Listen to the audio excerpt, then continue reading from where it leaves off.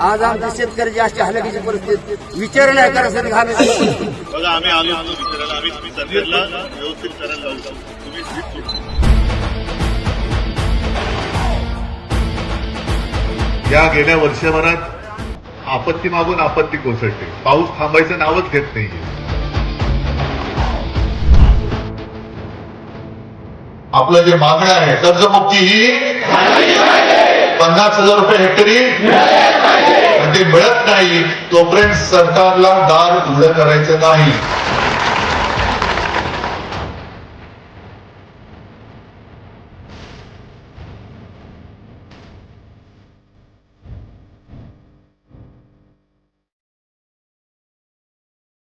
ऊर वारा पाऊस कशाची पर्वा न करता माझा शेतकरी राबतोय, त्याचे तो हप्त्याचे पैसे मागतोय, भीक नाही मागत आहे. तुम्ही जे आता म्हणत असता की काहीतरी मार्ग काढा, मार्ग हाच आहे.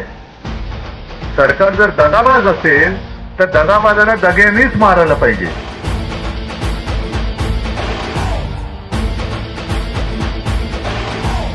तुमच्या काळात तुम्ही आम्हाला भरपूर सहकार्य केलं. तुमच्या काळात कर्जमुक्ती आम्हाला दिलेली आहे.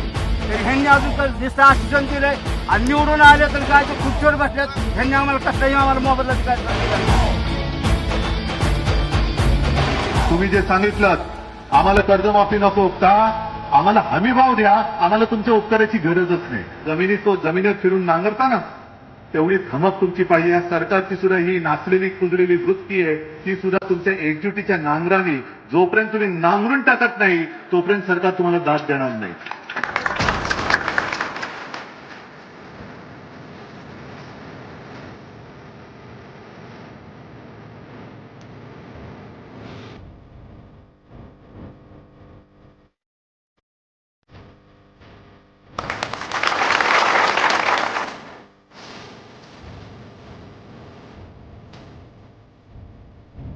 ठीक आहे, सरकार येतं सरकार जातं, पण तुम्ही आणि आम्ही जागच्या जागी राहतो. आम्ही तुमच्या सोबत आहोत आणि तुम्हाला न्याय मिळवून दिल्याशिवाय राहणार नाही.